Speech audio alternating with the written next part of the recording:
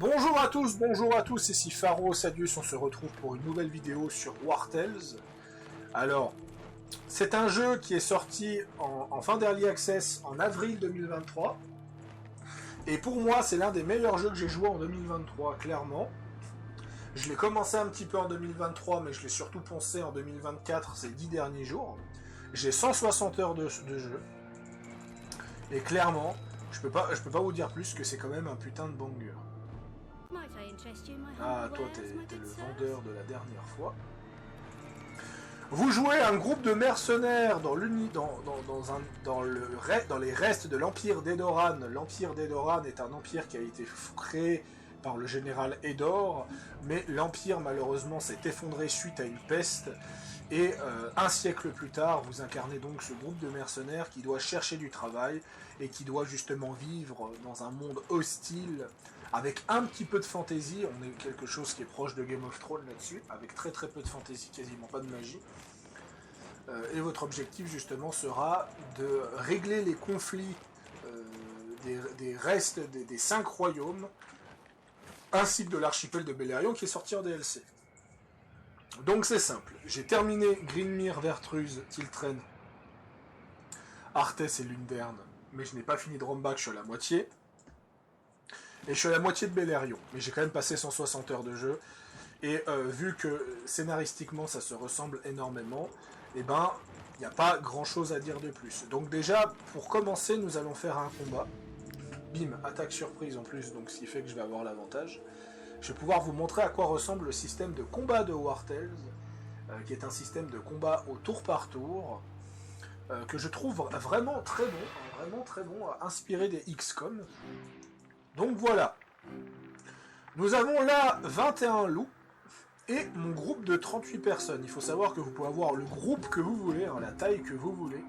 Il n'y a pas de limite à la taille du groupe que vous pouvez avoir, c'est juste une question de solde et de nourriture. Par exemple, vous pouvez avoir des capacités ultimes, comme par exemple celle-là, la capacité ultime de l'archer.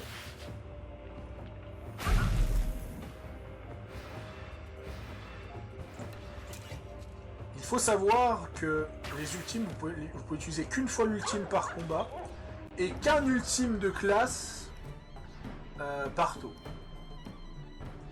Donc là, vous avez remarqué que la musique change, c'est parce que tout simplement, vous avez une barre de morale en haut. La barre de morale fait que vous êtes motivé et que vous faites 10% de dégâts supplémentaires à force que vous gagnez le combat.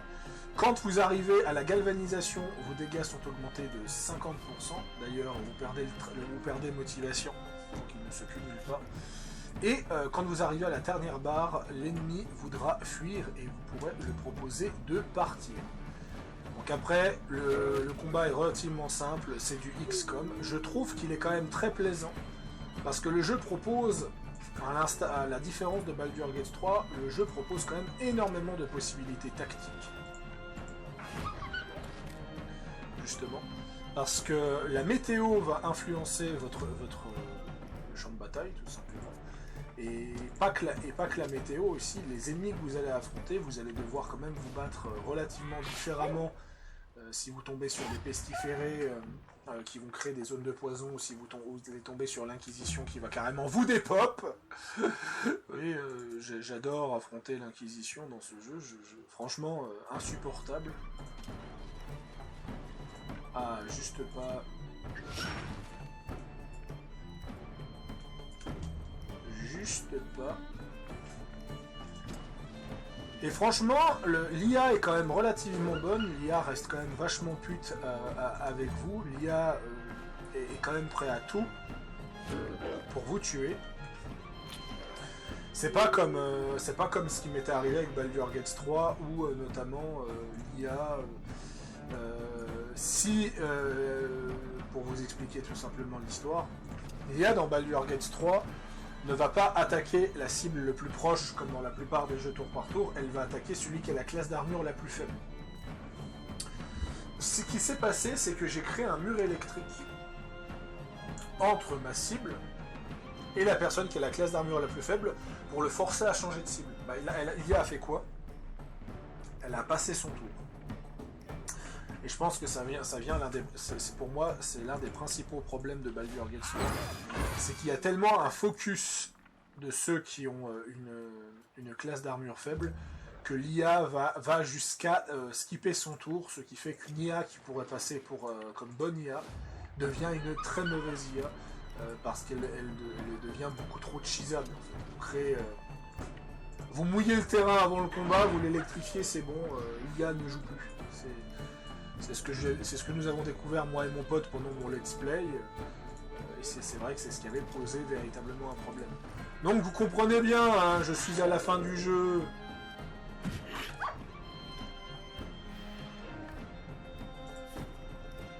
Ah, je m'attendais à ce qu'il fasse plus de dégâts, le mec de camp. Ah, mais il faut que je rajoute des huiles dessus.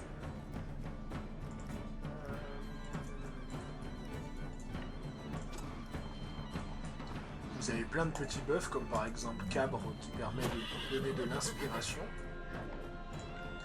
Et la bim, la charge dévastatrice pour passer sur l'adversaire. Et on continue avec une bousculade. Oh, le critique. Et voilà, les adversaires s'enfuient. C'est la fin du combat. On est sur un truc qui est relativement classique. Mais globalement, c'est classique, mais ça marche. Et c'est ça qui fait que c'est intéressant, c'est que vous avez de la stratégie, vous avez de la gestion. Et personnellement, je sais que ça va faire débat, mais je préfère 100 fois du tour par tour classique avec des objets destructibles à ramasser, ce genre de choses, que du tour par tour en 3D, assez casse-gueule et ce genre de choses. Voilà. Et ce qui est cool, c'est que c'est que vous ne pouvez pas attaquer l'adversaire tout de suite. À la différence de Baldur's Gate 3. Donc c'est ce qui fait que vous avez le chemin qui se trace. Des fois, l'IA fait des choses, qui fait des conneries. Il n'y a aucun moment dans ce jeu en 160 heures où je me suis énervé contre le jeu parce que mon personnage s'est déplacé à un endroit où je ne voulais pas qu'il se déplace. Là, Baldur's Gate 3, ça m'est arrivé au moins 20 fois en 100 heures. Donc voilà, clairement, le jeu est ultra intéressant au niveau de son gameplay tour par tour. Parce qu'il y a plein de choses à prendre en compte. Et les classes, regardons ça ensemble. Une classe, l'épéiste, proposera 4 sous-classes. 3 sous-classes et une débloquable débloquable in-game. Ce qui fait que nous avons épéiste, nous avons archer, nous avons brut. Voyons voir où est-ce que c'est. Nous avons rôdeur, les brutes, mes brutes, ce sont les lanciers. Nous avons les brutes, nous avons les pugilistes, nous avons les guerriers avec les haches à deux mains. Et il me semble que j'en ai fait le tour. Voilà. Et en plus de ces classes, vous avez les classes, les personnages de faction. Les personnages de faction sont des personnages qui ont un arbre de compétences ridiculeusement petit. Comme par exemple cet archer de la fraternité qui possède uniquement le passif rivalité plus le passif science du duel. Mais moi je l'ai pris, c'est surtout pour ce passif là qui fait qu'au début de chaque round, l'ennemi qui aura le moins de santé obtiendra le malus vulnérabilité.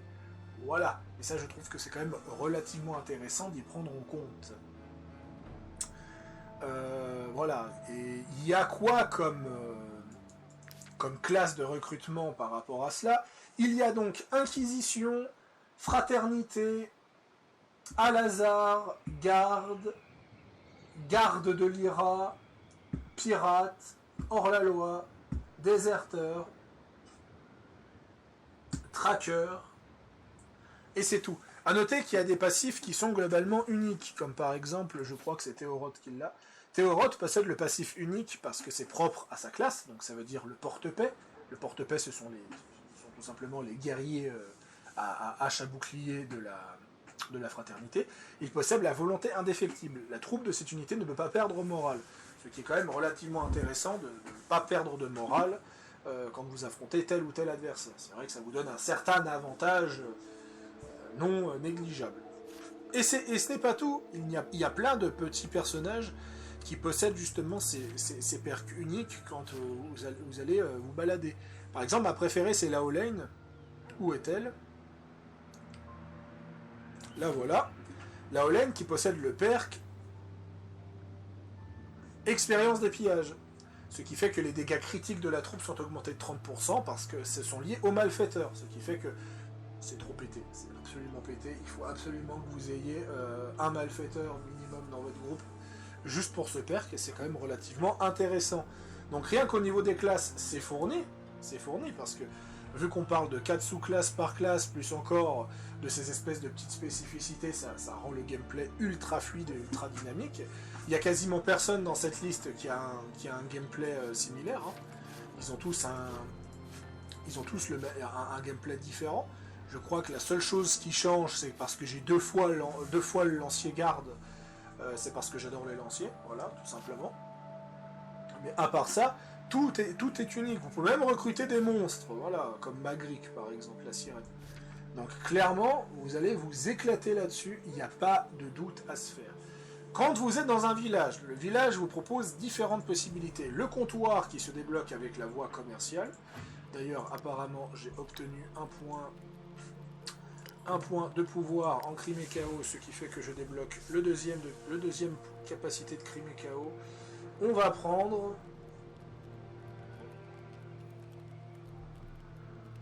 le bandit de grand chemin.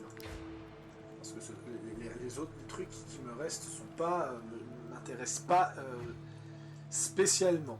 Donc quand vous débloquez un comptoir, vous pouvez mettre vos troupes dans la tente, mais vous pouvez en mettre que 3.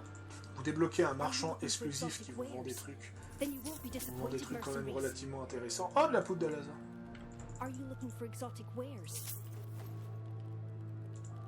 Et ça vous débloque aussi le voyage rapide.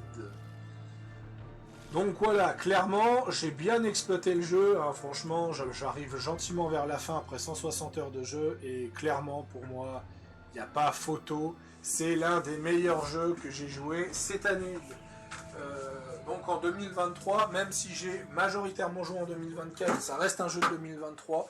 Parce qu'il n'a pas ce souci d'urgentisme que possèdent des jeux vidéo comme Baldur's Gate 3, comme Cyberpunk, même comme Fallout 4, comme Fallout 3.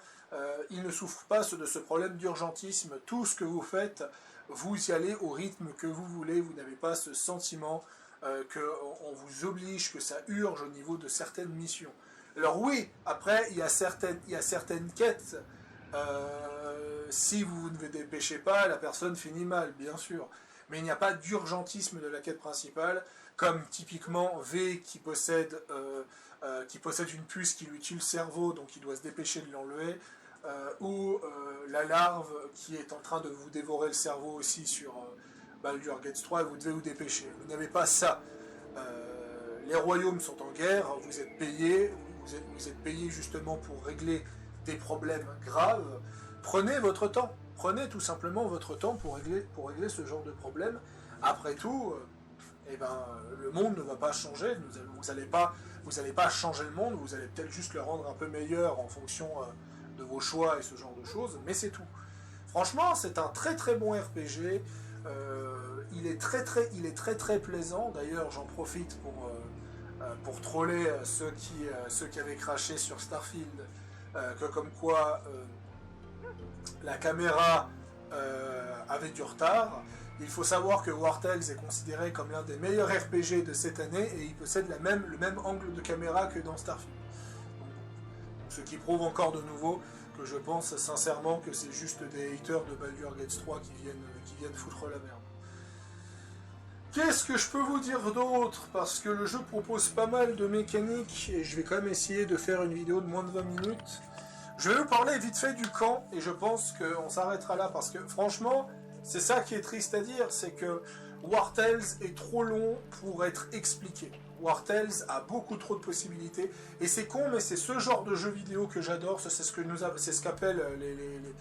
qu'appellent certains joueurs les joueurs à système et j'adore ça. C'est d'ailleurs l'une des raisons qui fait que j'adore Starfield, c'est d'avoir énormément de gameplay différents. Voilà. Je préfère avoir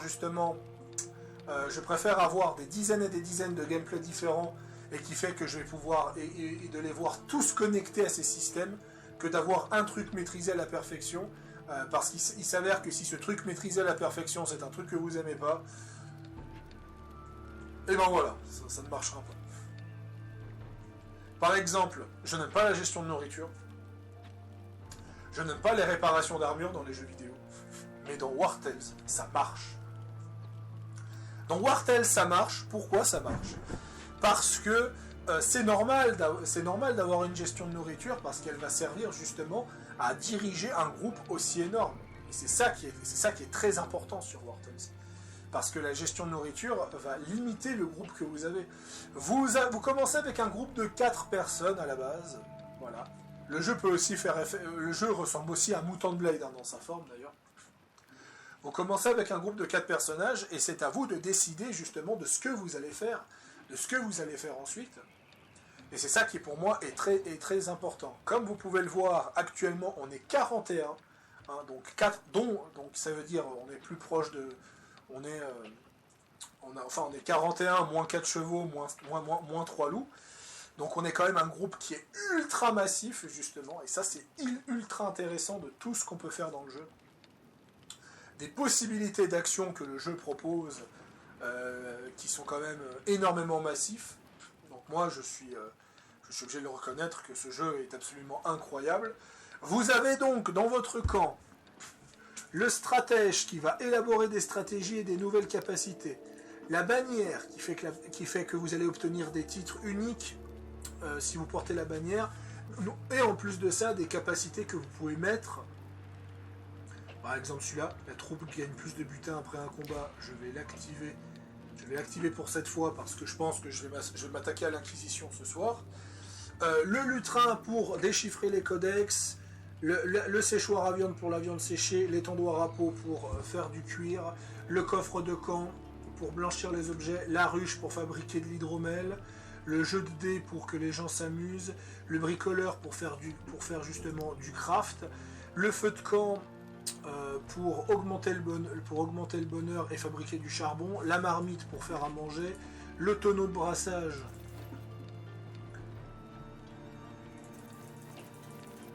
pour fabriquer de l'alcool, la civière pour que mes troupes... Voilà. La civière pour que mes personnages puissent récupérer de leurs blessures si j'ai pas assez de médicaments, le poteau d'attelage, oui, le poteau d'attelage justement qui va servir à nourrir les animaux et à leur donner des bonus, la tente qui permet de générer des points de bravoure, les points de bravoure qui permettent d'utiliser des capacités uniques sur un champ de bataille, et ce genre de choses. Tout ça dans un seul et même jeu, avec de la réparation d'armure, de la gestion de nourriture, de la gestion de morale, de la gestion de l'influence, de la gestion de beaucoup de choses, sans oublier le navire de Pirates of Beleriand, avec les abordages, avec la construction du vaisseau, avec la gestion du vent. Donc oui, clairement, moi franchement, je me dis, attendez les gars, vous êtes en train de dire qu'avec un DLC à 20 balles, vous avez rajouté de la navigation d'ailleurs qui est assez complexe, parce qu'il faut gérer le vent, il y a le système de rame, il y a la customisation du navire, il y a les possibilités de construction navale, il y a un système de duel, il y a un système d'abordage avec des mécaniques uniques par rapport à ça. Il y a le gameplay de la baliste pour enflammer le navire ennemi, ce qui fait que vous allez commencer sur un navire enflammé où les ennemis vont cramer, ce genre de choses. Moi, je suis en train de me dire, mais les mecs, vous avez fait un putain de banger dans ce DLC, et clairement, pour moi, Pirates of Beleriand, c'est très clairement le DLC, un DLC qui se vaut à lui tout seul, quoi. On est vraiment, pour moi, sur l'un des meilleurs DLC sortis cette année, parce que pour moi, un DLC doit rajouter... Enfin, ça me paraît couler de source, mais pour moi, un DLC doit rajouter des nouvelles mécaniques qui peuvent être offertes au jeu de base, parce qu'un simple DLC narratif, ben, c'est cool, un DLC narratif qui dure 10-15 heures, ça peut être sympa. Le souci, c'est que dès que vous l'avez fait, il n'y a pas trop de raison de le refaire, à part s'il y a un peu de rejouabilité. Mais voilà, c'est quand même relativement dommage, je trouve. Donc voilà, clairement, moi, j'ai pas d'autres mots... j'ai pas d'autres mots à dire par rapport à cela. Je pense que le jeu reste excellent dans sa manière et dans sa formule, même si il est très fat. Alors, je ne vous ai pas tout dit, hein. Je ne vous ai pas parlé de la gestion de la maladie des pestiférés, je ne vous ai pas parlé de l'alchimie, Je ne vous ai pas parlé du minage, de couper du bois, le fait qu'il y a de la pêche aussi, le fait qu'il y a un mini-jeu de crochetage, vraiment. Pour moi, clairement, War Tales, c'est le jeu ultime du RPG bac à sable. Pour moi, dans le point de vue bac à sable, il est au-dessus de Starfield. Mais dans le point de vue RPG, j'ai quand même préféré Starfield parce que Starfield ne vous lock pas en tant que mercenaire. Starfield vous permet de faire ce que vous voulez, là où dans War Tales, vous êtes obligé de jouer un mercenaire quand même. Donc voilà. Mais pour moi, il fait partie de mon top 3 de mes meilleurs jeux de 2023, clairement. Et cette année, bordel! Vous saviez, je devais faire des vidéos de Dragon Age, des vidéos de Shadow Gambit, de Avatar. J'ai tout lâché pour ce jeu. Ça fait 14 jours que j'y joue d'affilée. Oh, j'en peux plus. J'en peux plus avec War Tales. Ce jeu est absolument incroyable. Et franchement, il coûte pas cher. Il coûte pas cher, il coûte dans les 30 balles hors promo. Donc vous pouvez certainement trouver dans les 20 balles en promo et certainement moins sur Instant Gaming. Parce que je vous connais. Hein. Donc clairement, moi je vous conseille de soit regarder des let's play, soit regarder des lives. Parce que franchement, le jeu, il vaut la peine. Il vaut la peine. Il est monstrueusement généreux. Après, avant de finir, on va peut-être parler des points négatifs. Parce qu'il y en a un seul. C'est très répétitif. C'est très très répétitif. Parce que globalement, mis à part Greenmere et Luderne, qui proposera quelque chose de relativement différent, Drombar est quand même relativement classique, même s'il est beaucoup plus étoffé, qu'il y a des brouillards de neige, qu'il y a des nouveaux types d'ennemis, et que l'Inquisition tape comme un cingouin. On reste quand même sur un format de 5-6 quêtes principales, tous avec un choix, une traque de meute fantôme, une rouste à faire, une arène à faire. Excusez-moi, il y a du bruit dehors. Et ce genre de choses, quoi. Et clairement, c'est toujours comme ça. Vous avez toujours ce sentiment de répétitivité qui commence à se poser. Autant la première zone, ça va, autant la deuxième, ça va, autant je dirais même que la troisième, ça irait. Mais si vous n'aimez pas la répétitivité, c'est vrai que le jeu peut vous saouler. C'est vrai que le jeu peut vous saouler. Mais bon, le temps que vous finissiez déjà la première zone, je pense que vous avez déjà pour 20-30 heures. Donc là, est-ce que vous acceptez la répétitivité ou pas? Et je pense que c'est ça qui est important à retenir. Est-ce que vous aimez ce qui est répétitif ou pas et autres? Moi, personnellement, mon objectif, c'est de vivre des aventures avec mon compagnon, avec des événements qui se forment et ce genre de choses. Par exemple, mon personnage principal, qui est Élise, tout d'un coup commence à détester tout le monde. Et elle m'a proposé d'assassiner. D'ailleurs, il y avait un choix de dialogue où je pouvais assassiner un compagnon. Donc il y a quand même des choses très alternatives qui peuvent arriver, des événements aléatoires qui sont quand même relativement drôles. Donc c'est à vous de décider cela. Je pense que je vais m'arrêter là. C'était donc Pharaon Osadius et j'espère que cette vidéo sur War Tales vous aura comblé, en tout cas dans la plupart du temps. Une chose est sûre, je pense que je vais en reparler plus souvent de War Tales. J'ai hâte de savoir quelle est la prochaine grosse mise à jour de War Tales et je pense que j'en ferai une vidéo parce que je pense que ce sera très très intéressant de savoir de quoi il en retourne. Et je pense que, peut-être pas aujourd'hui mais un autre jour, je vous ferai une vidéo de combat naval avec quoi à Belerion, pour vous montrer un peu l'ambiance parce que c'est quand même relativement cool. Même si, je vais pas vous mentir, vu le groupe que j'ai, votre expérience sera biaisée. Parce que je pense sincèrement que vous n'allez pas jouer avec un groupe de 40. Hein. Un groupe de 20, ça suffit amplement. Et si vous voulez pas les gros groupes, vous jouez en adaptatif avec 5-6, ça va complètement. Allez, à plus tout le monde.